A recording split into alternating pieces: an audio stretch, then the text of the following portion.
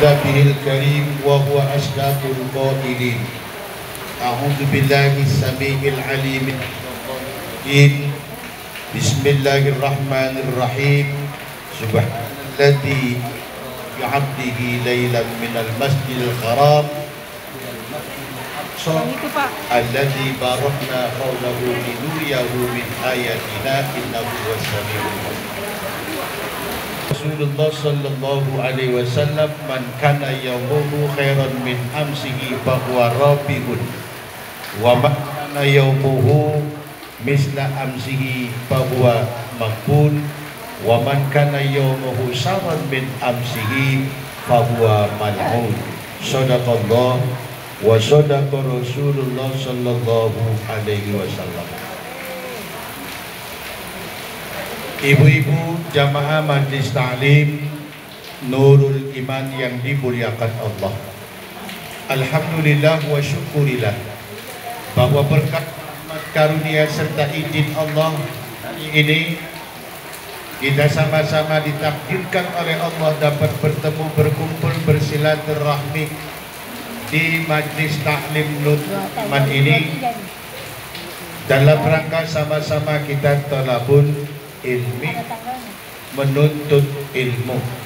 Dan menuntut ilmu itu adalah wajib bagi laki-laki maupun perempuan. Ibu-ibu yang dirahmati Allah,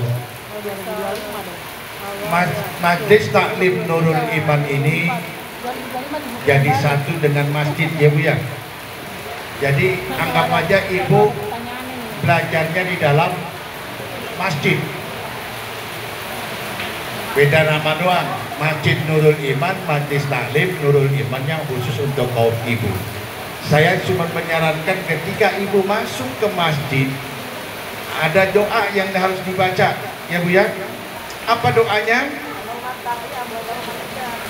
Allahumma antas salam wa minkas salam wa ilaika ya'udus salam fahaina rabbana bisalam Allahumma ftahli abwaba rahmatik.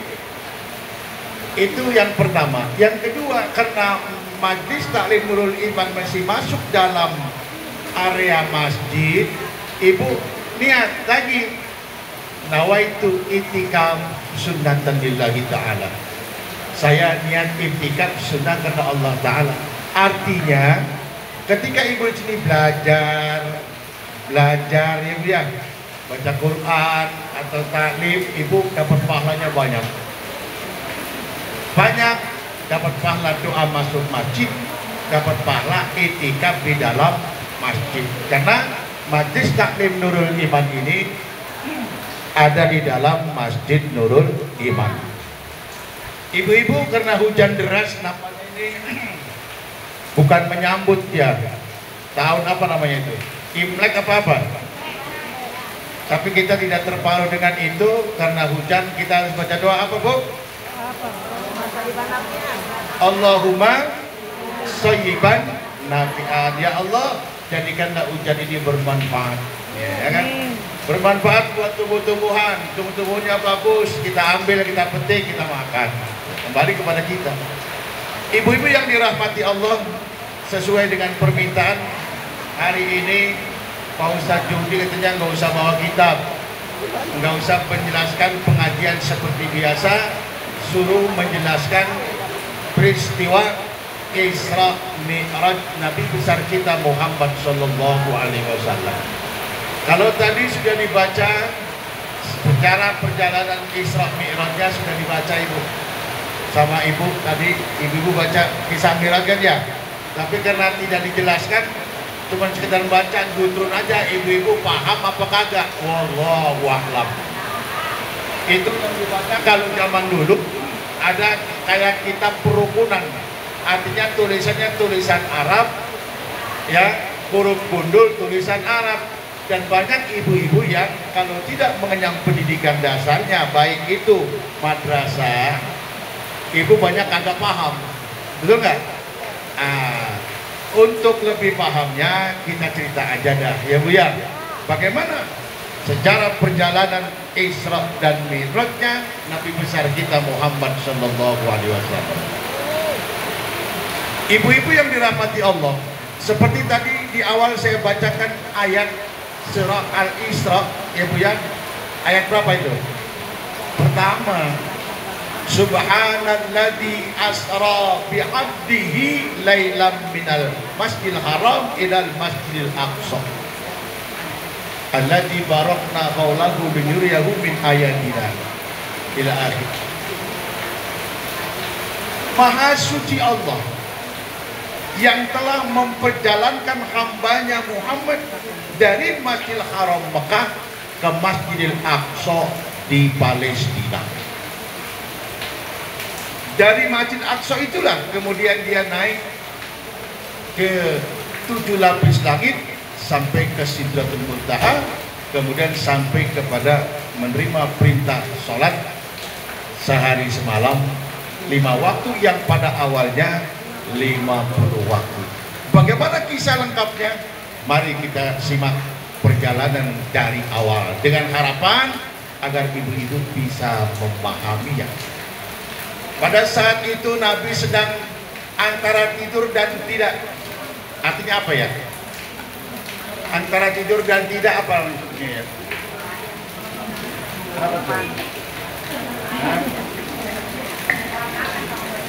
Kalau bahasa kitanya apa itu? Tiduran. Enggak, antara tidur.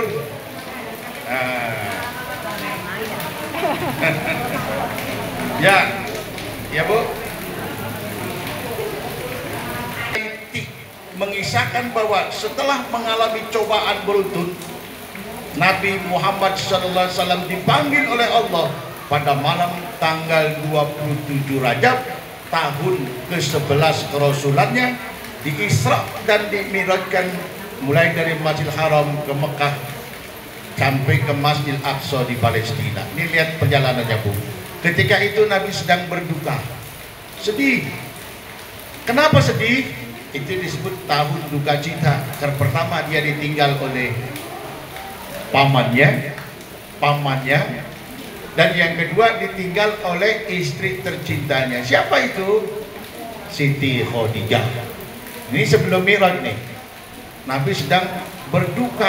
Kita kalau orang kan kalau tinggal istri, siapapun orangnya berduka Bu ya. Ditinggal mati salah satu pasangan pasti berduka.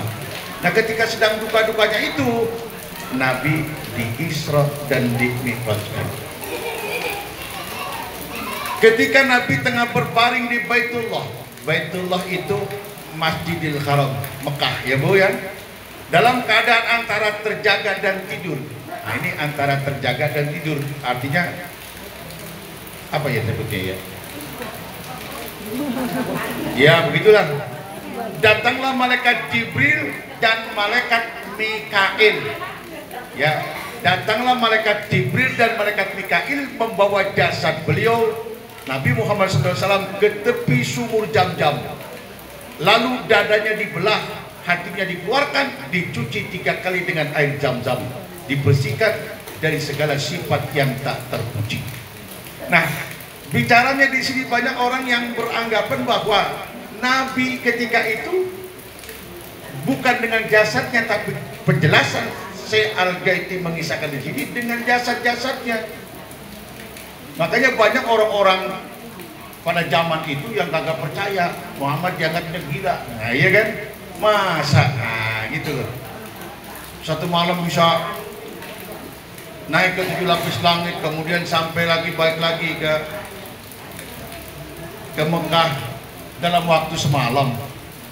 Emang cerita tentang Isra Mi'raj ini nggak bisa dilogikakan, artinya nggak masuk akal. Akal manusia dia nyampe, maka disinilah dibutuhkan keimanan. Paham Bu?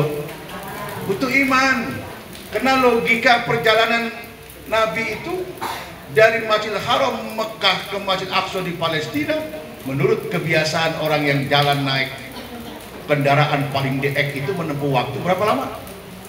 Lama sekali, ya kan? Tapi dalam waktu semalam kok bisa? Kalau Allah yang berkehendak, segalanya mudah baginya. Ibu, untuk meyakini saya ambil kisah cerita semut. Ibu, Allah yang memperjalankan, bukan jalan sendiri Nabi. Apa disiapin buruk tuh sama malaikat.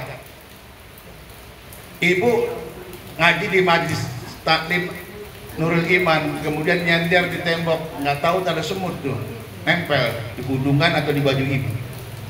Begitu ibu pulang, buka baju, saya bilang semut jatuh kan. Semut jatuh ketemu teman-temannya. Apa kata semut? Aku tadi dari majlis Nurul Iman, kata semut nih. Kalau temennya, bohong dong. Jauh majlis Nurul Iman dekat stasiun kereta api. Masa harus sampai sini? Jalan itu cepet-cepet apa semut? Kata temennya, gua dijalankan, gua dibawa, bukan gua jalan sendiri. Tuh, paham nih logika ya? Nah ini peristiwa itu kemarin begitu. Karena Allah yang memperjalankan, Allah yang menaikkan, bukan naik sendiri.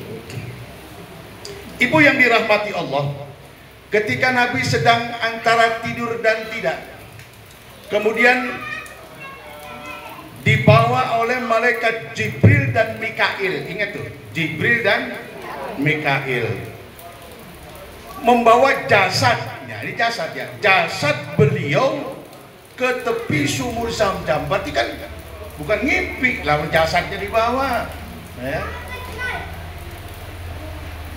Kemudian dikeluarkan, dicuci 3 kali dengan air Zam-Zam, dibersihkan dari sifat yang tak terpuji. Masya Allah, sifat yang terpuji udah, yang tidak terpuji udah macam-macam Bu ya dalam tubuh ini. Dibersihkan sama malaikat. Siapa tadi itu? Jibril dan Mikail. Saya ulang-ulang dengan harapan ibu bisa memahami. Kalau ngobrol malah jadi kagak paham. Kemudian Rasulullah SAW dipersilakan wudhu. Lalu Jibril menuntunnya keluar dari masjid. Di situ sudah tersedia sebuah kendaraan yang bernama buruk. Tahu nggak binatang buruk? Kayak apa? Nah ini kita kisahkan. Binatang yang lebih tinggi daripada keledai dan lebih rendah daripada onta. Onta bigail. Pokoknya onta dah. Pipinya seperti pipi manusia, itu binatang. Buruk tuh, pipinya seperti pipi manusia. Ekornya seperti ekor unta. Rambutnya seperti rambut kuda. Kakinya seperti kaki unta. Telapak kakinya seperti telapak kaki lembu. Lembu itu sapi. Punggungnya putih bersinar seperti mutiara dan terdapat pelana dari surga. Pelana, tahu pelana? Yang buat kaki. Iya, itu tempat naiknya ya. Serta tubuhnya memiliki 2 sayap. Ibu belum tahu binatang begini belum ya? Kalau ada pun juga di rumah-rumah tuh gambaran hanya lukisan-lukisan. Iya. Sudah tak berani. Iya ada sayapnya ya Bu ya. Ia berjalan seperti kilat menyambar. Kayak apa kalau kayak kilat menyambar ya? Sekali melangkah, meleset jauh sejauh mata memandang. Inilah kendaraan surga yang penuh, yang pernah dinaiki Nabi Ibrahim alaihissalam ketika berkunjung ke Baitul Haram. Ternyata buruk ini juga pernah dinaiki oleh Nabi Ibrahim. Ibu yang dirahmati Allah, malaikat Jibril alaihissalam mengelus-ngelus tubuh buruk itu seraya bertanya, "Hai buruk, tidak malukah engkau membawa hamba Allah yang paling mulia itu?" Sang buruk hanya terdiam tersipu malu, hanya keluar keringat dingin yang keluar membasahi tubuhnya. Buruk keluar keringat dingin Bu. Ya, malu karena yang dia akan ditaiki yang namanya Muhammad, orang yang paling mulia. Bahkan Allah tidak akan menciptakan dunia dan isinya kalau Allah tidak merencanakan menciptakan Nabi Muhammad. Nurnya sudah ada. Ibu yang dirahmati Allah, kita lanjut. Kemudian Jibril mempersilakan Rasulullah naik ke punggung buruk dan mengajaknya pergi. Beliau bertanya, "Hai Jibril, hendak kemana kita?" Jawabnya, "Kita akan menghadap kehadirat Tuhanmu dan Tuhan semesta alam." Maka melesatlah sang buruk dengan didampingi malaikat Jibril di sebelah kanan dan Mikail sebelah kiri. Dicatat kalau yang nggak ada, kalau ada ujian pertanyaan. Nabi dibawa oleh 2 malaikat. Dia kan pada saat Isra Mi'raj Siapa malaikat itu namanya? Nah, ya kan Bu? Di sepanjang perjalanan Isra-nya sampai ke Baitul Maqdis. Jadi sepanjang perjalanan sampai ke Baitul Maqdis Palestina, banyak sekali peristiwa ajaib yang diperlihatkan kepada Nabi Muhammad SAW. Di antaranya satu, sholat 2 rakaat di beberapa tempat. Nabi sholat di beberapa tempat. Tatkala perjalanan sampai di Taibah, Taibah itu ternyata dulu Bu namanya Taibah. Kalau sekarang Madinah. Taibah dulu tuh, Taibah. Ya Taibah, ya Taibah. Yang dinyanyikan oleh siapa tuh? Sulis Haddad Alwi ya. Iya. Kemudian apa? Mempersilahkan Rasulullah SAW turun dari punggung buruk agar mengerjakan sholat 2 rakaat. Disuruh sama Jibril. Kata Jibril ngomong, di kota ini kau nanti akan hijrah, insya Allah. Artinya emang udah skenario Allah. Nanti kamu di kota ini, padahal waktu itu dia baru mi'raj, belum hijrah. Dia kan di kota ini nanti Muhammad kamu akan hijrah. Berarti perjalanan sebelumnya akan sudah diketahui.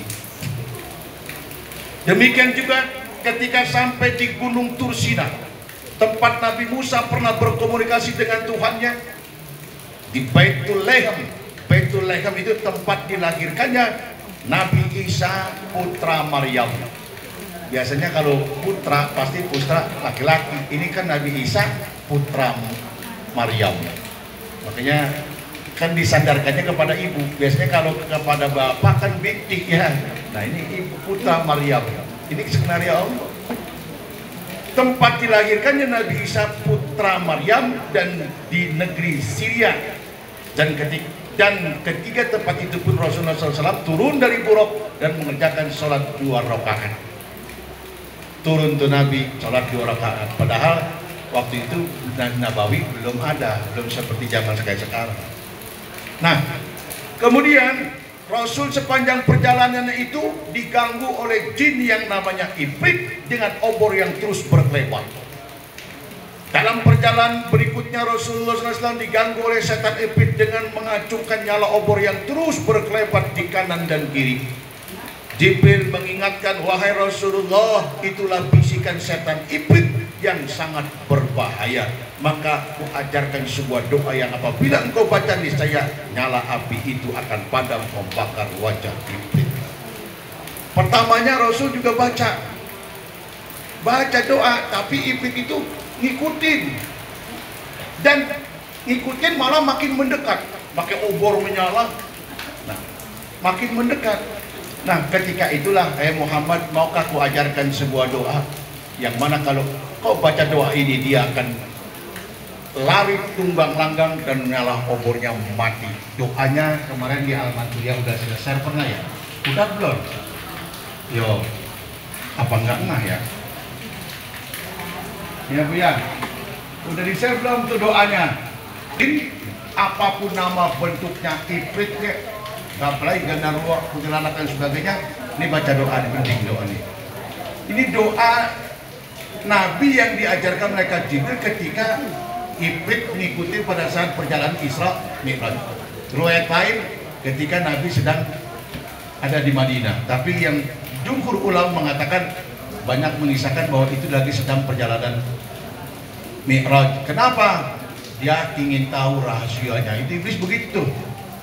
Makanya rahasia-rahasia begitu akhirnya dipakai oleh para dukun-dukun Bu. Karena itu iblis jin mencuri rahasia-rahasia Allah. Kadang-kadang apa yang ditebak mendukun agak benar juga. Nah, karena dia tahu rahasianya gitu. Paham nggak Bu? Dikisahkan oleh Ibnu Mas'ud pada malam itu Nabi Muhammad SAW didatangi jin Ifrit yang membawa obor api di tangannya. Ada pula yang berpendapat bahwa Nabi didatangi jin Ifrit pada malam Isra Mi'raj. Jadi ini ada berpendapat juga. Kala itu beliau kemudian membaca ayat Al-Quran, namun tak ada reaksi apa-apa kecuali jin itu semakin mendekat. Lah udah dibacain ayat Al-Quran, kok jinnya masih mendekat? Tahu mendekat? Nyamperin, bawa obor nyamperin dengan berbagai macam rupa yang menyeramkan. Maka malaikat Jibril menawarkan kepadanya, maukah jika aku ajarkan kepadamu beberapa kalimat yang jika engkau membacanya maka ia akan jatuh tersungkur dan obornya akan mati. Hadis riwayat Malik An-Nas. Berikut doa yang diajarkan malaikat Jibril kepada Nabi Muhammad SAW untuk mengusir jin tersebut. Perasaan udah nggak di share kali ya. Aman Surya. Di Aman Surya udah pernah saya cerita dikit. Apa doanya? A'udzu biwajhillahil karim wa bi kalimatillahi tammat. Udah. Benar. Wa bi kalimatillahi tammatil lati la yujawijuhunna barra wala fajrum min syarri ma yanjilu minas sama wa min syarri ma ya'ruju biha wa min syarri ma dara fil ardi wa min syarri ma yakhruju minha wa min syarri fitnatil lail wan nahar wa min syarri tawariqil lail wa min syarri kulli tariqin illa tariqa yarruku bi khairi ya rahman. Artinya aku berlindung dengan zat Allah yang maha mulia, dengan kalimat-kalimatnya yang sempurna, yang tidak ada orang baik dan juga orang durhaka yang melampauinya, dari keburukan yang turun dari langit dan keburukan apapun yang naik ke langit, dari keburukan apa saja yang masuk ke bumi dan keburukan apa saja yang keluar dari bumi, dari keburukan fitnah-fitnah siang dan malam, dari keburukan petaka-petaka malam, dari keburukan setiap petaka yang datang kecuali petaka yang datang membawa kebaikan. Wahai zat yang maha penyayang. Itu artinya. Nah, doa ini doa yang diajarkan malaikat Jibril kepada Nabi ketika dalam perjalanan Isra Mi'raj. Ibu kalau amalkan ini, insya Allah ibu akan ditakuti jin. Kalau ibu lihat itu Tati lihat umpamanya itu jin ketakutan, oh ada, saus. Oh enggak begitu Bu, amalin. Ya doa yang tadi Bu Bocen saya baca, nanti kita share dah ya. Paling saya share ke siapa dah, Ibu Aisyah atau Binani ya. Nanti sih. Ibu-ibu yang dirahmati Allah. Kemudian dalam perjalanan Isra Mi'raj Nabi diperlihatkan panen raya. Tiada henti dalam perjalanan berikutnya. Rasulullah menyaksikan peristiwa yang benar-benar ajaib tapi nyata.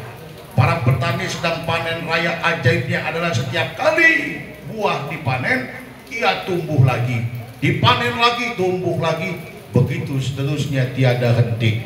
Itu buah dipanen, tumbuh lagi buah, buah dipanen, tumbuh lagi buah. Di dunia ini nggak ada yang begitu. Ini Nabi diperlihatkan, kok bisa begitu? Ternyata ini ayat Al-Quran surah Al-Baqarah ayat 261. Mana itu? Masalul ladzina yunfikuna fi amwalikum, ya kan? Ya apa? Masalul ladzina yunfikuna amwalakum. Ada tuh surah Al-Baqarah ayat 261 ya.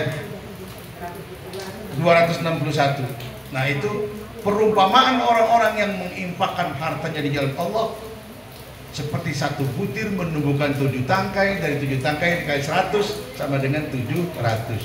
Wallahu yudhibu lima yasha wallahu wasi'un alim. Sesungguhnya Allah maha mengerti apa yang dikehendakinya, dan Allah maha luas lagi maha mengetahui. Artinya apa ini? Itulah orang yang suka bersodakoh ketika masih hidup di dunia dibalas.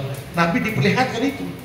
Ini nyata Ibu. Makanya kalau itu sudah nyata apa yang diperjalankan oleh Nabi, mari kita amalkan. Kita mau sodakoh kadang-kadang ya. Padahal kalau tahu kata Nabi juga, sodakoh itu bisa menolak bala, sodakoh bisa mendatangkan begini, sodakoh itu yang harusnya kamu diajab, yang harusnya kamu celaka jadi kagak. Karena sodakoh bisa menolak bala dan lebih dahulu daripada adab yang akan datang. Makanya sodakoh Ibu ya, ini mah kagak kadang-kadang. Lagian mau sodakoh itu duit pada ngomong ribut ya, ya kan, ribut duit dah.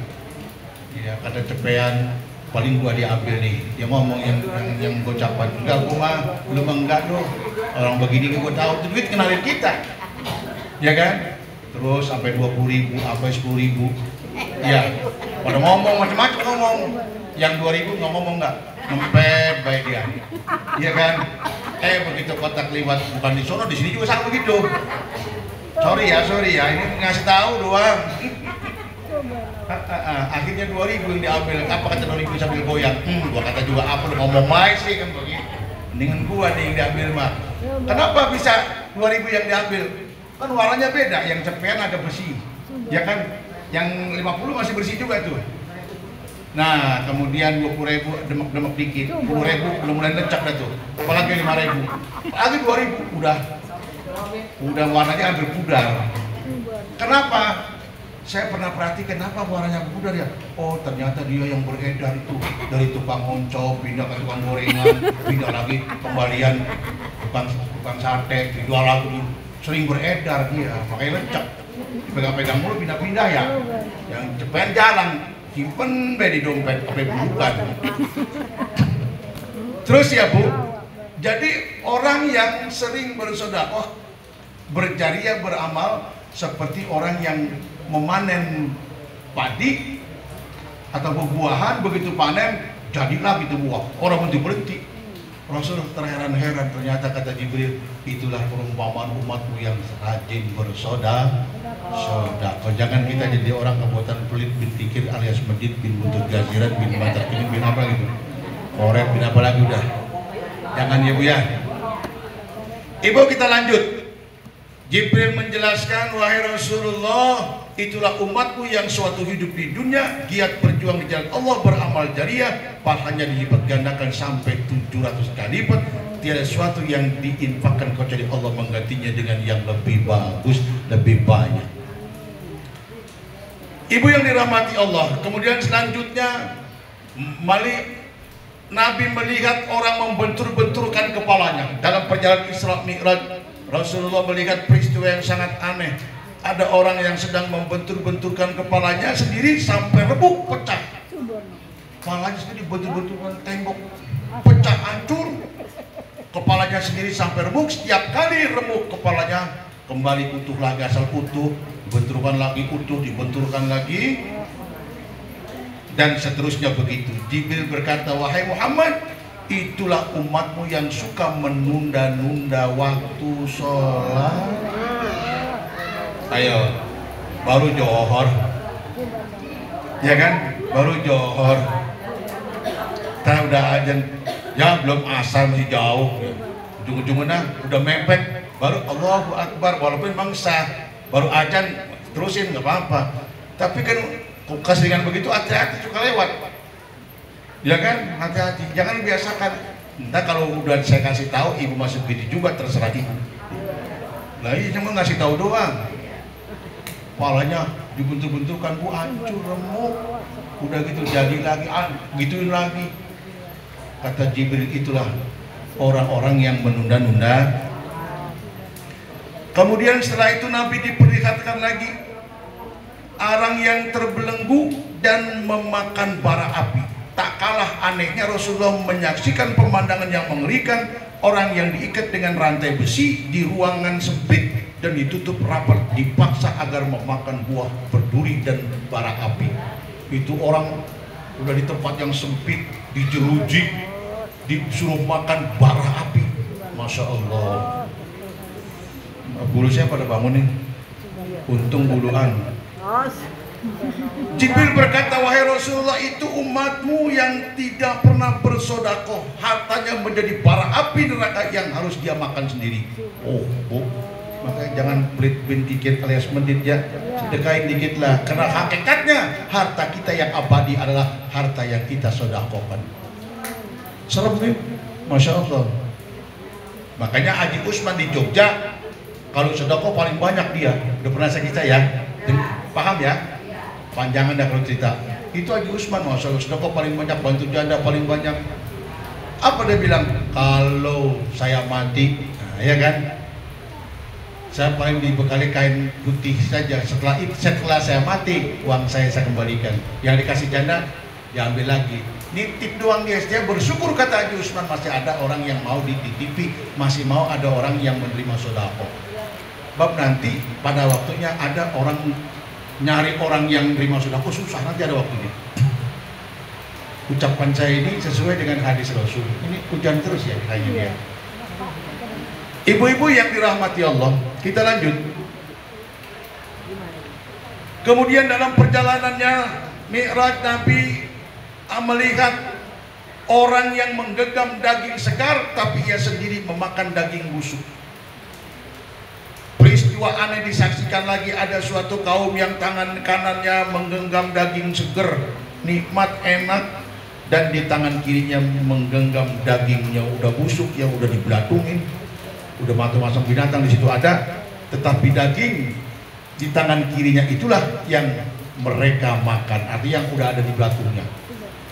Padahal daging itu sudah banyak sekali belatungnya. Rasulullah beristighfar melihat itu, kaget, lalu menanyakan kepada Jibril. Jibril menjelaskan, wahai Rasulullah, itulah umatmu yang suka meninggalkan istrinya dan tidur bersama wanita lain yang bukan istrinya, atau sebaliknya seorang istri yang sama seperti tadi, kebalikannya. Demikian juga para istri yang suka tidur bersama laki-laki lain yang bukan suaminya. Hati-hati nih Bu. Bu, hati-hati ya Bu ya. Jadi ibu sama dengan memakan nanah daging busuk. Ya, karena gak sah. Orang selingkuh emang enak. Enak maksud diiming-imingin doang. Pertama selanjutnya ibu akan menyesal sejadi-jadinya. Para menyampaikan, bahkan Nabi kita Muhammad SAW, ya kan, ketika pamannya Abu Thalib yang mengurus dia, melindungi Muhammad dari kaum Quraisy, ketika meninggal dunia, mang, kalau kata bahasa kita mah, sebutlah asyhadu alla ilaha illallah wa asyhadu anna Muhammad Rasulullah. Ternyata nggak bisa karena Abu Thalib itu takut kepada orang-orang Quraisy dan malu. Apa turun perintah? Ya Muhammad, innaka la tahdi man ahbabta walakinallaha yahdi man yasha. Muhammad, innaka la tahdi man ahbabta. Kalau urusan hidayah itu urusan aku, Muhammad. Ya kan, kamu tidak akan bisa, nggak sanggup, tugasmu menyampaikan saja. Kayak saya tugasnya menyampaikan aja, ngasih tahu kepada ibu kalau begini-begini, ngan riba begini-begini, ya kan, rasain sendiri nanti soal begitu. Selebihnya adalah hidayah dari Allah. Ibu yang dirahmati Allah, malaikat menjelaskan, itulah umatmu yang dengan susah payah bekerja mencari dan memakan harta riba. Orang yang makan harta riba, yang rentenir, yang minjem uang dibungain, naudzubillahi min dzalik. Lagi ibu ngapa mau minjem sih? Ya kan? Habis Pak Ustaz kata minjem, rumah tangga nggak dikasih. Lu minjem mulu. Kadang-kadang ada minjemnya doang, nggak ada kembaliannya. Gampang banget kalau minjem, ya pura-pura dah. Wah, begini-begini, tolong apa macam-macam. Ntar bayarnya, ketemu orangnya juga melengsong, apa namanya melengsong ya? Ngumpet, pura-pura nggak tahu. Ada yang di sini begitu, banyak. Yang mana orangnya? Nggak disebut, ya kan? Ya kan, mudah-mudahan nggak ada ya di sini ya. Ibu-ibu yang dirahmati Allah, kita lanjut. Kemudian Rasulullah diperlihatkan lagi ada orang yang menggunting lidah, bibirnya sendiri, lidahnya mulur, digunting putus, mulur lagi putus, kagak berhenti. Rasulullah melihat itu suatu kaum yang sedang menggunting lidahnya yang dijulurkan keluar, sehingga bibirnya pun ikut tergunting, dan setiap digunting putus, lidah dan bibirnya tumbuh lagi. Mereka mengunting lagi, tumbuh lagi, digunting lagi, tumbuh lagi, demikian seterusnya. Maka beliau pun menanyakan kepada Jibril, ya Jibril, orang-orang, kenapa ada orang seperti itu? Wahai Rasul, wahai Muhammad, itulah umatmu yang suka menasihati orang lain agar berbuat baik, tapi dirinya sendiri tidak pernah mengamalkan. Nah, saya kena nih. Iya Bu, emang resiko loh. Orang ngajar itu resiko, dia nyampaikan, ngasih tahu, tapi dia nggak melaksanakan. Aduh, naudzubillah, kita malu. Iya, mudah-mudahan tidak sampai kita ngajarkan, kita juga mengamalkan. Amin ya Rabbal. Ibu yang dirahmati Allah, kemudian masih diperlihatkan kejadian aneh lagi. Ada seorang yang sedang mencakari dada dan wajahnya sendiri hingga lukanya sangat parah. Kuku tangannya begitu panjang dan menyala bagaikan bara api. Kukunya menyala sampaikan bara api, dicakar mukanya, dadanya. Jibril tanya lagi, ya Rasulullah, itulah umatmu yang suka mengkambing hitamkan orang lain demi menutupi kesalahannya sendiri. Artinya orang seperti apa yang begini? Lempar batu, sembunyi tangan. Padahal dia pelakunya, orang lain disalahin. Padahal dia yang anu dia. Jangan sampai ya Bu ya, sadar diri sendiri aja ya Bu.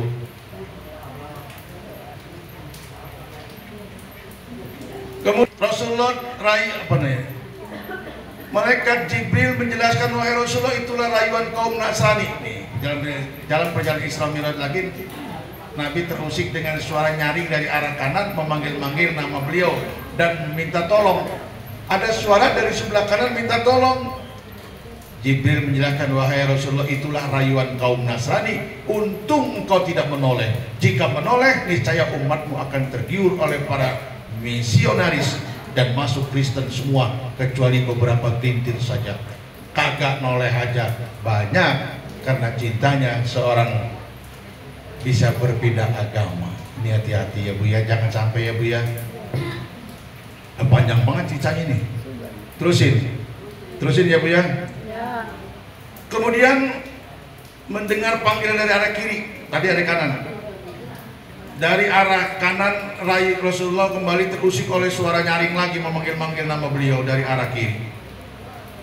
Kemudian Jibril menjelaskan, wahai Rasulullah, itulah cerdiknya pucuk rayu kaum Yahudi. Oh, Nasrani dan Yahudi, Nasrani sebelah kanan, Yahudi sebelah kiri. Untung kau tidak menoleh. Jika menoleh, niscaya umatmu akan tergiur semua masuk Yahudi, kecuali sejumlah kecil saja. Ibu yang dirahmati Allah, kita lanjut. Kemudian dalam perjalanan Isra Mi'raj Nabi diperingatkan, ada wanita cantik memanggil-manggil, lolos dari cobaan panggilan arah kiri dan kanan. Rasulullah terusik lagi melihat seorang wanita cantik dengan manjanya dia manggil-manggil nama Muhammad. Jibril menjelaskan, wahai Rasulullah, itulah bisikan dunia. Untung kau tidak menoleh. Jika menoleh, niscaya seluruh umatmu akan tergila-gila dan hidup hanya untuk mencari harta semata-mata, melupakan kepada akhirat. Lupa ngaji, lupa belajar, lupa segala macam. Yang dikejar hanya dunia, dunia dan dunia. Sekarang pun juga banyak begitu. Di sini mah kagak. Kemudian lanjut, dan masih dalam perjalanan Isra dan Mi'rajnya Nabi lagi terusik melihat seorang kakek tua memanggil-manggil nama beliau dengan memelas. Jibril segera mengingatkan, wahai Muhammad, jangan pedulikan panggilannya, itulah bisikan iblis laknatullah alaih yang pekerjaannya selalu berupaya menjerumuskan umatmu ke lembah kesesatan. Jibril setan itu membisik-bisikan goyang, yuwaswisu bi sudurinnas. Kemudian 15, melihat lagi orang yang lemah memanggil. Melihat orang udah lemah memanggil-manggil, lepas dari panggilan iblis. Dari arah sebelah jalan Rasulullah melihat seorang yang sangat lemah tak berdaya, juga memanggil-manggil nama beliau seraya minta tolong. Mereka Jibril menjelaskan, wahai Rasulullah, itulah hakikat dunia. Ia sangat lemah dan tak berdaya, namun masih banyak juga dari umatmu yang suka memenuhi panggilannya, bahkan tergila-gila oleh gemerlapnya dunia dan melupakan kehidupan akhirat. Kemudian lanjut, melihat orang kepayahan memikul beban berat. Pada perjalanan berikutnya Rasulullah SAW menyaksikan orang yang kepayahan memikul beban berat, tetapi tetap dipaksakan juga, bahkan bebannya ditambah lagi terus. Udah berat ditambah lagi. Rasulullah bertanya, hai Jibril, siapa lagi mereka itu? Jibril menjelaskan, wahai Rasulullah, itulah umatmu yang gila jabatan. Mereka tidak mampu mengemban amanah, tapi memaksakan diri menempuh berbagai cara demi mendapatkan jabatan. Masya Allah. Karena dunia, laut dibagerin. Laut udah jadi sertifikat dulu. Masya Allah. Karena dunia itu pangkat jabatan, Masya Allah. Sampai segitunya ya. Ntar kan sudah mati baru terasa. Oh ternyata nggak ada artinya. Alhamdulillah. Amin. dijelaskan. Dengarnya itu mah bukan rahasia umum lagi ya, seluruh Indonesia tahu semua. Betul nggak Bu? Apalagi sekarang ada TikTok, ada apa lagi tuh? Facebook, ada WA. Masya Allah, dulu kita sangka orangnya lugu, berwajah manusia, sapi berwajah manusia memaksakan diri masuk ke lubang jarum. Memaksakan diri ke lubang jarum, kalau kata kita mana bisa, tapi dia memaksakan. Sedang bersusah payah masuk ke lubang yang amat kecil padahal dia kepalanya besar. Jibril menjelaskan, wahai Rasulullah, itulah umatmu yang bermulut besar. Bermulut besar, banyak cakap tetapi mengada-ngada demi membanggakan dirinya, menyombongkan dirinya. Ibu, kita lanjut. Kemudian masih perjalanannya lagi, Nabi melanjutkan perjalanannya. Syekh Al-Qubawi mengisahkan bahwa dalam perjalanan Isra Mi'rajnya Nabi dari Masjidil Haram ke Masjidil Aqsa, ini masih antara Masjidil Haram dan Masjidil Aqsa. Hai Jibril, bau apa ini? Wanginya kok luar biasa, semerbak, mewangi sampai sulit dihilangkan. Bau apa ini Jibril? Kemudian Jibril ngasih tahu kepada Nabi, inilah bau harumnya ruh Masitoh dan 2 orang anaknya yang merelakan jiwanya demi membela keimanannya. Apa ini ya Jibril? Ternyata ini bau harumnya Masitoh dengan 2 putranya. Baunya bukan main. Ternyata dia itu sejarahnya apa Bu? Ketika itu sejarahnya dengan Nabi, bukan Nabi, sejarahnya Fir'aun, tukang sisirnya. Nah ini ngomongnya kadang-kadang kan berlipat-lipat begini nih, entar pemahaman ibu jadi beda. Ya ada sejarahnya ya situ ya, di Mi'raj ada ya. Tukang sisirnya Fir'aun Masitoh, ketika dia nyisirin anaknya Fir'aun, sisirnya jatuh, dia nyebut Allah, ya kan?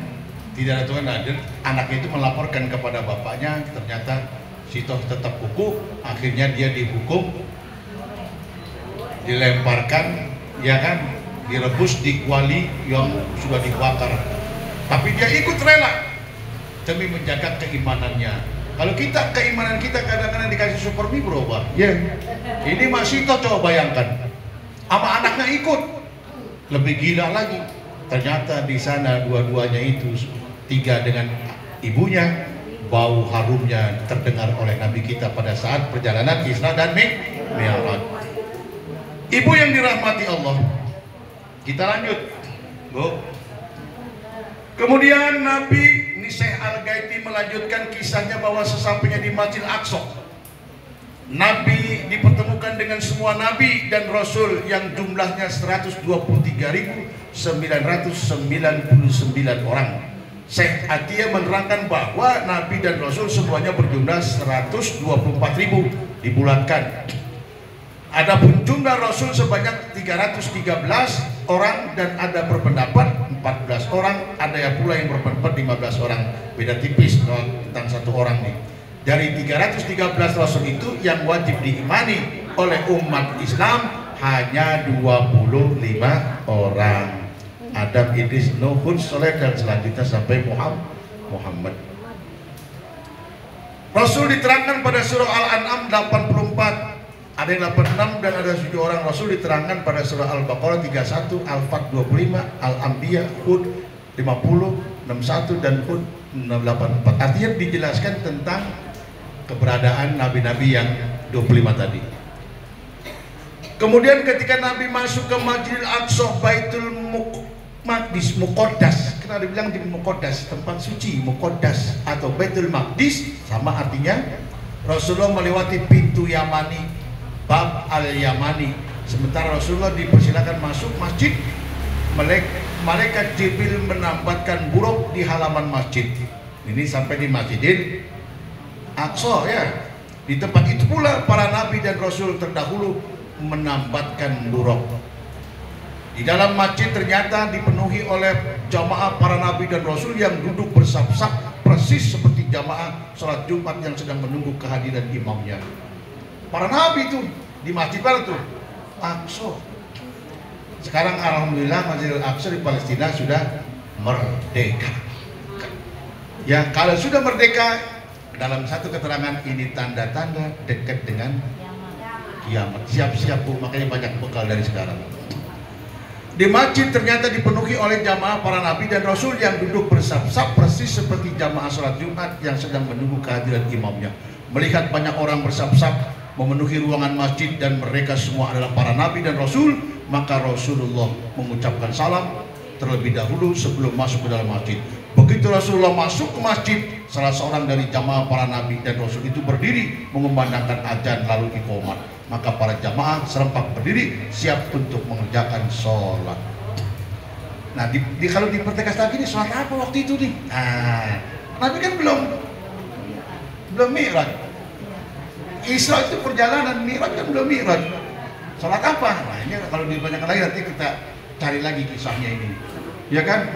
Padahal ketentuan sholat belum ada. Kenal kalau orang kritis kan begitu, nanya Bu ya. Nabi mengimami sholat. Ditujukan Rasulullah sebagai imam sholat, maka beliau pun maju ke mihrab pengimaman dan bertakbir mengimami 123.000 atau 124.000 nabi dan rasul. Selesai salam, jamaah sholat itu tidak langsung bubar, melainkan duduk dengan khusyuknya berzikir, membahana puji-pujian yang sempurna kepada Allah. Dialah yang berhak mendapat pujian sempurna karena dia memang maha sempurna, dan sekalipun bergelar nabi dan rasul, mereka semua tetap hamba-hambanya karena mereka tetap senantiasa menyanjung dan mengagungkan Allah. Itulah teladan para nabi dan rasul yang mesti kita teladani sampai kapanpun. Jika dulunya para nabi itu hanya memberikan teladan kepada umatnya masing-masing dan pada lingkup serta kurun yang telah ditentukan, maka Nabi Allah Muhammad memberikan teladan kepada semua umat manusia tanpa mengenal batas waktu dan batas wilayah, artinya kepada seluruh alam. Seperti firman-Nya, wa ma arsalnaka, ayo apa Bu? Rahmatan lil alamin. Jadi rahmat ke semua alam. Jadi para nabi sejak zaman Nabi Adam. Salat berjamaah dan zikir berjamaah para nabi dan rasul menjadi ibarat Rasulullah adalah benar-benar penghulu para nabi dan rasul, Sayyidul Anbiya wal Mursalin. Usai mengimami salat dan zikir, kemudian Rasulullah menghadap ke arah jamaah. Beliau memuji Allah seraya bersabda, segala puji bagi Allah, Tuhan yang telah mengutusku sebagai rahmat bagi semesta alam. Ayatnya turun. Dialah yang menurunkan Al-Quran kepadaku yang di dalamnya berisi penjelasan segala sesuatu. Dialah yang telah menjadikan umatku sebaik-baik umat manusia dan jadikan umatku sebagai umat penengah. Bahkan dijadikan sebagai umatku semua manusia dari generasi pertama hingga generasi terakhir. Dan dialah melapangkan dadaku dan mengampuni dosa-dosaku. Dia telah mengangkat derajatku di sisinya dan telah menjadikanku sebagai makhluk pertama serta sebagai penutup Nabi. Al-Hadis. Ibu-ibu yang dirahmati Allah, kita lanjut. Masih perjalanan Mi'raj. Al-Kisah sampai masih dalam perjalanan, Nabi minum susu di Masjid Aqsa. Di Masjid Aqsa habis ngimamin tuh ya, habis ngimamin sholat. Minum susu di Masjid Aqsa, dibawa naik kemudian habis minum dibawa naik ke langit. Dari langit pertama sampai langit ke-7. Ini ibu yang dirahmati Allah. Beliau bertatap muka dengan para rasul terdahulu. Dari halaman Masjid Aqsa, Jibril mengajak Nabi menuju ke sebuah batu besar yang di atasnya terdapat sebuah tangga raksasa. Ibu bisa bayangkan itu dari Masjid Aqsa nih. Batu besar seperti ada tangga yang nyampe ke langit sepertinya. Itulah tangga yang menghubungkannya ke langit, warnanya begitu indah. Kaki tangga yang satu berupa permata merah dan yang satunya berupa permata hijau. Anak tangga pertama paling bawah berupa perak putih, sedang anak tangga kedua dan seterusnya berupa jamrut hijau. Semuanya dihiasi dengan permata merah dan hijau. Itu tangganya seperti itu tangganya. Pangkal tangga itu berada di atas Masjidil Aqsa. Pangkal apa tuh? Bawahnya dan ujungnya berada di langit pertama. Itu tangga nih. Ini yang disebut Mi'raj. Kok ada tangga? Ya, seperti gambaran Seperti itu gambarannya. Dan setiap tangga itu ada nama-namanya. Masya Allah. Nggak apa dah. Tapi pergunakan sebagai lalu lintas para malaikat dari bumi ke langit atau sebaliknya, termasuk mulai malaikat Israil ketika menyambut nyawa manusia. Maka ketika seorang sedang sakaratul maut dan wajahnya menengadah ke arah langit, pandangan matanya akan terbatasi oleh keindahan tangga itu. Jadi itu tangga itu buat lalu lintas malaikat maut. Malaikat Israil kalau menyambut nyawa. Tangga rahasia. Kok ada tangganya ya? Kalau nggak baca sejarahnya tidak akan tahu. Ibu yang dirahmati Allah, melalui tangga itu Jibril membawa Rasulullah dengan sayapnya naik ke langit dunia. Nah, berarti masih langit dunia, langit pertama ini. Bertatap muka sampai di langit ke sana. Langit pertama Rasulullah harus melalui pintu penjagaan namanya Bab Al-Hafazah. Inilah pintu dari semua pintu langit. Malaikat tidak dapat memasuki langit-langit yang di atasnya tanpa melalui pintu yang satu ini. Namanya pintu Hafazah. Pintu Hafazah inilah pintu dari semua pintu. Malaikat tidak dapat memasuki langit-langit yang di atasnya, ada langit kedua, ketiga dan seterusnya tanpa melalui pintu itu. Dan ternyata pintu itulah untuk masuk langit pintu tersebut dijaga oleh seorang malaikat bernama Ismail. Kok sama nama nabi ya malaikat ya? Bukan nabi, tapi di sini malaikat. Namanya Ismail, penjaga pintu langit pertama. Ismail. Bukan Ismail nabi anak Ibrahim, bukan. Namanya Ismail, penjaga pintu langit pertama. Ia tetap menetap di angkasa, sama sekali tidak pernah naik turun ke langit atau turun ke bumi, kecuali ketika menghormat melawat wafatnya Rasulullah. Ia memiliki pasukan berjumlah 70.000 malaikat, yang setiap malaikatnya memiliki 70.000 bala tentara, yang juga bala tentaranya malaikat juga. Luar biasa. Sampai di depan pintu langit pertama, Jibril mengetuk pintu, maka dari dalam terdengar suara, "Siapa?" "Aku Jibril." "Bersama siapa?" Sahut suara tadi, "Bersama Muhammad." Jawab Jibril. "Apakah ada perintah untuk masuk ke sini?" Tanya suara tadi. "Ya benar," kata Jibril. Kemudian pintu itu membuka diri seraya berkata, "Selamat datang dan berbahagialah wahai saudara dan khalifah. Semoga Allah memuliakanmu. Engkaulah sebaik-baik saudara, sebaik-baik khalifah, dan sebaik-baik tamu kami," kata malaikat yang penjaga pintu langit. Siapa nama malaikatnya? Pintunya namanya pintu apa namanya? Ingat sekarang mau tahu besok mau ya. Ibu-ibu yang dirahmati Allah, setiap naik ke langit 1, 2, 3 begitu terus. Di langit pertama Nabi kita bertemu dengan Nabi Adam alaihi salam. Ya, kemudian di langit kedua, ini sikat waktunya udah mepet. Yang kedua di langit kedua bertemu dengan Nabi Yahya dan Nabi Isa. Kemudian naik lagi sama seperti tadi naiknya. Langit ketiga bertemu dengan Nabi Yusuf. Langit keempat bertemu dengan Nabi Idris. Itu setiap hatinya sama, ngetok-ngetok pintu juga. Pintu langit, ada penjaganya juga sama. Ya, kemudian naik lagi ke pintu kelima bertemu dengan Nabi Harun. Apalah sih. Kemudian naik lagi kita lewatin naik lagi ke 6 bertemu dengan Nabi Musa. Ya kan? Kemudian Nabi Musa itu, waduh kalau cerita panjang ya. Naik lagi ke langit ke-7 bertemu dengan Nabi Ibrahim alaihissalam. Di langit ke-6 Jibril masih mengantarkan Rasulullah naik lagi sampai ke langit ke-7. Di langit ini pun sama dengan langit-langit sebelumnya. Rasulullah disambut gegap gempita oleh para malaikat, para penghuni langit pertama, kedua, ketiga dan seterusnya. Rasulullah bertanya, "Hai Jibril, siapakah mereka?" Jawab, "Wahai Rasulullah, itulah kakekmu Ibrahim, Khalilullah, kekasih Allah. Dialah orang yang pertama kali beruban di dunia." Jadi kalau kita manusia akan beruban, dimulainya dari Ibrahim. Sedangkan mereka yang berwajah putih bersih adalah orang-orang yang tidak pernah menodai keimanannya dengan kezaliman sedikit pun.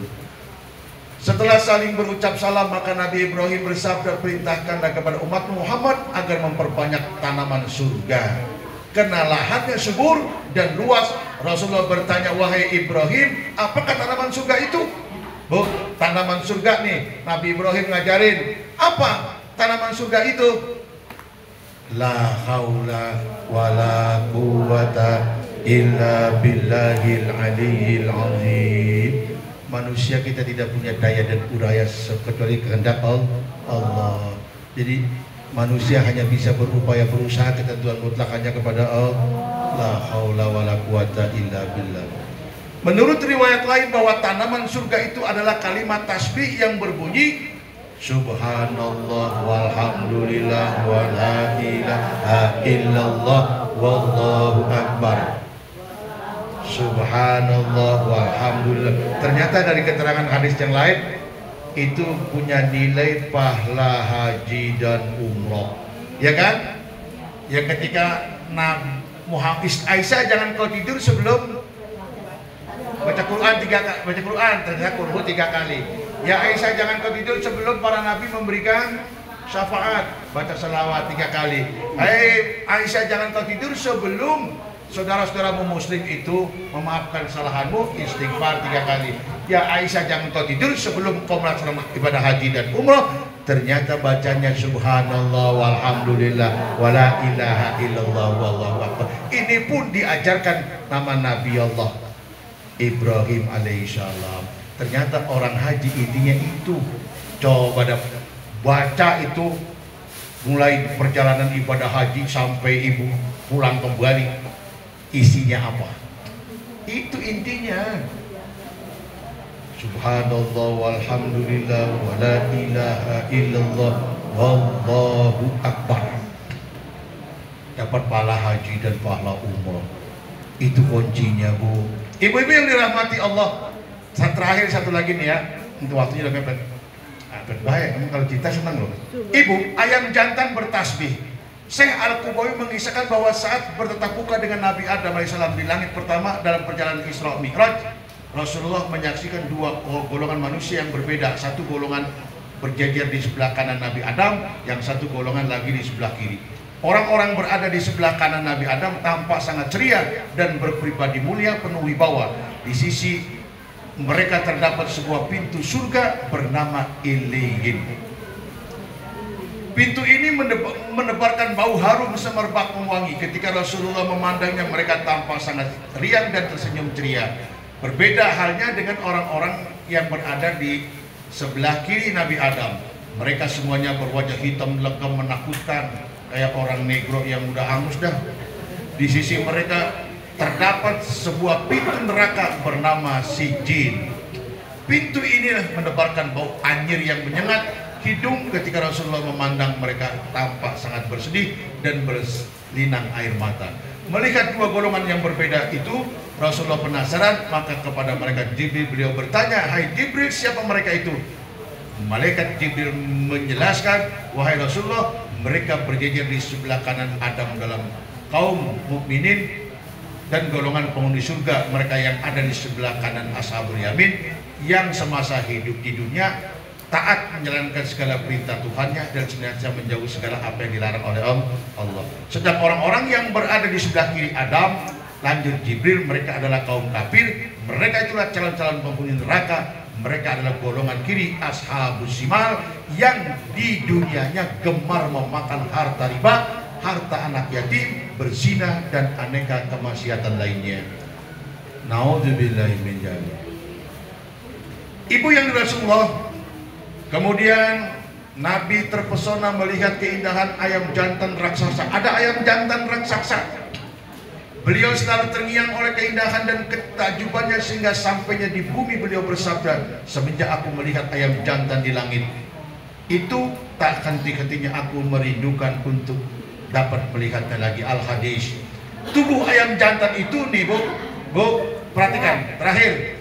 Tubuh ayam jantan itu begitu menakjubkan, telapak kakinya menapak di langit pertama. Telapak kakinya tuh ya. sedang kepalanya hampir menyentuh bawah arsy. Pada lambungnya terdapat 2 sayap yang jika dikembangkan akan memenuhi ujung langit paling barat hingga ke ujung langit paling timur.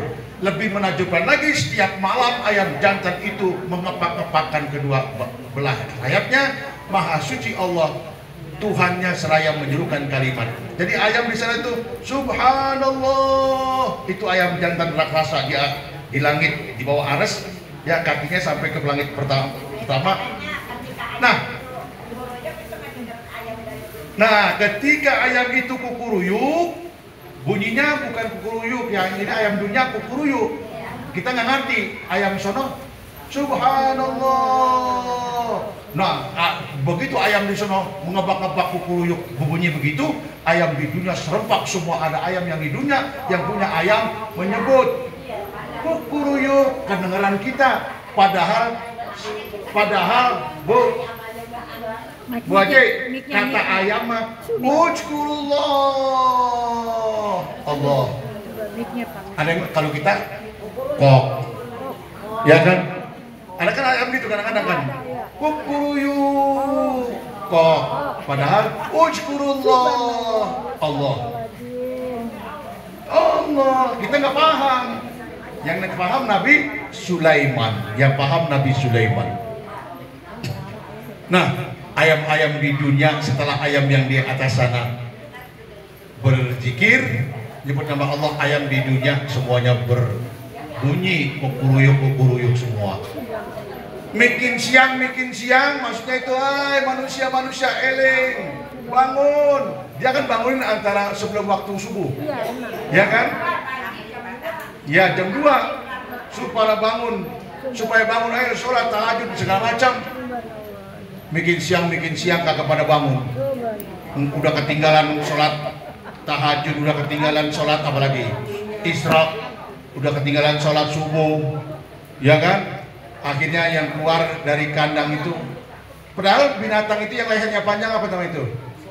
Soang. Ngasih tahu juga dia, orang bangun cepet, orang itu enggak bahasanya begitu, itu cepatan ambil itu. Ada sholat sunat 2 rakaat yang pahalanya 11 dunia dan isinya. Itu ambil cepat, kata soang. Kita masih ngedengkur aja, apalagi nggak pernah ngaji, nggak tahu. Ya. Yang matahari mulai terbit, waktu subuh habis, waktu Isra habis, matahari terbit itu kan keluar tanduk setan itu kan. Orang dilarang untuk melakukan sholat. Itu entok yang pahalanya pendekan dikit dari soang. Bunyi hos kedengeran kita karena kita nggak ngerti bahasanya, tapi sebenarnya mampus lu begitu Bu. Makanya semua makhluk Allah ciptakan itu ada manfaatnya dan bergunanya, cuman sayang kita tidak tahu. Kita kalau tahu kuburan aja itu manggil kita 5 kali sehari, ya kan, kita merinding sebenarnya. Andai kata Rasulullah, lubang kubur itu bisa ngomong, aku bisa perdengarkan, kata Nabi Muhammad, aku dengarkan seperti apa yang aku dengar. Niscaya manusia akan takut ke kuburan. Tapi kan nggak terdengar. Kuburan itu kan manggil kita 5 kali sehari, ya Bu ya. Sehari 5 kali manggil kubur, innal qabra yunadi khamsa marratin. Manggilin kita 5 kali. Yang pertama manggil kita apa? Ana baitul wahdah, saya rumah kesendirian. Faj'alhu munisan bi qiraatil Quran. Maka carilah teman di dunia, cari. Dengan apa? Bi qiraatil Quran, baca Quran. Banyak lagi ibu yang dirahmati Allah waktu juga. Ini belum kisah cerita yang lain lagi nih, tapi waktunya habis. Ternyata emang kalau cerita Isra Mi'raj ini luar biasa. Tapi yang jelas mengambil hikmah pada kita. Kemarin ada yang bertanya, apakah Rasul itu Isra Mi'raj dengan ruhnya doang, apa dengan jasad? Cuma dijelaskan oleh Syekh tadi, ya, itu ternyata dia dengan jasadnya. Makanya orang-orang pada saat itu tidak percaya, ya Bu ya. Kenapa? Dianggapnya ilustrasi musuh. Tadinya umat Islam udah mulai membanyakan dikit, banyak yang pada kufur. Ah, bohong Muhammad kalau begini mah nih. Masa kali semalam pulang balik, ya kan? Bohong. Ibu-ibu yang dirahmati Allah, waktunya habis. Sampai sini aja ibu ya. Pertanyaan-pertanyaan lain kayaknya nggak ada ya, kita berdoa saja. Nanti doa yang tadi bu ya, yang ibu takut ini yang paling nih, takut ibu diikutin oleh jin. Pokoknya ibu bacain doa ini. Kalau masih nggak mempat manggil saya. Saya benar-benar nolong ibu. Bukan saya nantang jin, saya juga kadang-kadang dikelabuin juga sama dia. Dan ntar sholatnya ntar aja potong balai dulu, habis balai potong ono dulu. Ya, di waktu bikin mundur baik kan begitu. Itulah digoda bu sama. Ya, cuman kadarnya beda-beda antara ibu dengan ya orang yang lebih beda lagi. Tapi lebih dasarnya orang-orang ini sampai saya diancam tadi tuh. Orang yang suka nasihatin orang kalau dia sendiri kagak melaksanakan itu, lidahnya panjang, mulur, udah putus digunting mau panjang lagi. Itu naudzubillah minzalik. Bu doain saya jangan sampai saya seperti itu ya bu ya. Kita sama-sama aja. Saya ngeri bu, saya ngeri. Masya Allah, hidupnya ini nggak lama bu ya. Siti Khadijah umur 65 tahun 65 tahun meninggal. Nabi ketika ditinggal Siti Khadijah dia 50 tahun. Ibu yang dirahmati Allah, waktunya habis. Sampai di sini aja, kita lanjutkan nanti di Majlis Taklim Al-Mansuriyah. Kalau masih ada waktu ya bu ya. Sambung kita terusin tuh dari tadi tuh. Biar ibu nanti paham betul. Kita ulang-ulang aja nggak apa-apa. Dan nanti ada sesi tanya jawab sehingga nanti bisa saya menjelaskan. Ibu yang dirahmati Allah, mari kita sama-sama baca Fatihah. Kita mohon kepada Allah, mudah-mudahan apa yang disampaikan ini bermanfaat untuk kita semua dan tambah dekat lagi kepada Allah, tambah rajin lagi ibadah. Karena orang yang beruntung orang yang hari ini harus lebih baik dari hari kemarin. Ya itu orang beruntung. Hari ini sama hari kemarin sama aja, udah mi'raj, udah maulid, begitu-begitu juga. Itu orang-orang rugi. Nggak ada peningkatan. Ngapain lu hadir ke masjid sono, majlis taklim sono, ibu-ibu udah ganti-ganti pakaian, ya nggak? Tapi ibadah nggak meningkat, sama aja, itu rugi. Bahkan kalau ada kata hadis Nabi, kalau lebih turun dari yang biasanya lebih jelek, ya kan? Itu terkutuk dan terlaknat, orang yang terlaknat. Mudah-mudahan kita terhindar itu semua ya bu ya. Mari kita sama-sama baca. Mudah-mudahan Allah Subhanahu wa ta'ala mengampuni dosa dan kesalahan kita, dan apabila kita mati dalam husnul khatimah. Tidak ada pertanyaan ibu ya, waktu yang diridhoi ta'ala wa ila hadrati rasul wal qabul min kulli syai'in tawassul wa surur wa hablana min kulli su'ulin wa mas'ul wa ala alihi wa sahbihi wa bakar Umar Usman Ali Syedahumul Fatihah.